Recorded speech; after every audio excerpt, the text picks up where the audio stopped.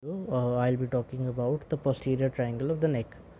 So the posterior triangle of the neck is bounded anteriorly by sternocleidomastoid muscle and posteriorly by the trapezius muscle and inferiorly by clavicle, and its roof is formed by skin and platysma muscle.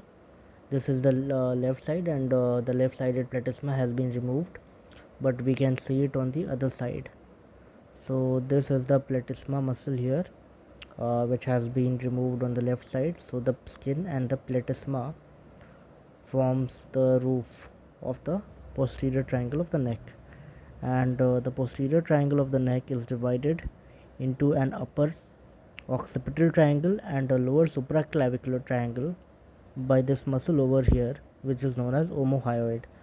So below omohyoid muscle is the supraclavicular triangle, and superior to omohyoid is the occipital triangle.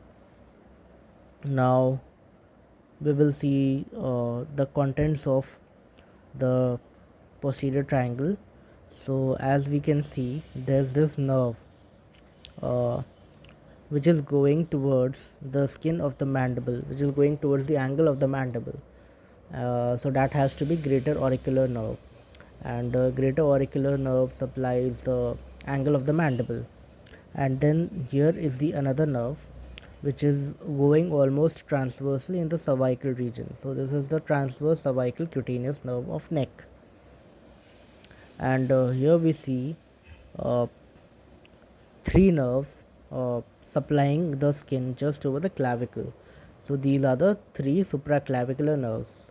So these are the medial, the intermediate, and the lateral supraclavicular nerves. And here we can see the brachial plexus, some of the brachial plexuses, and nerve, this nerve here is coming towards trapezius. So this is the spinal accessory nerve. So as we know, the spinal accessory nerve supplies the sternocleidomastoid and the trapezius.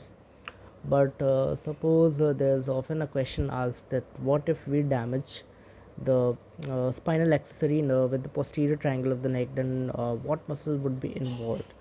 So the answer would be that sternocleidomastoid won't be involved and only trapezius would be involved, uh, because when the spinal accessory nerve comes to lie in the posterior triangle, it has already given off its branch to sternocleidomastoid. So these were the nerves. Besides the nerves, we can see this external jugular vein clearly, and so these are the contents, and now we will see what forms the floor of the occipital triangle, the posterior triangle, not the occipital, the posterior triangle. So this muscle here is the splenius capitis, and before splenius capitis we have a muscle here which is known as semispinalis capitis. So this here is semispinalis capitis. Then we have the splenius capitis. Then below that we have the scalenus anterior muscle. So this is levator scapulae muscle. Then we have the scalenus anterior muscle somewhere over here.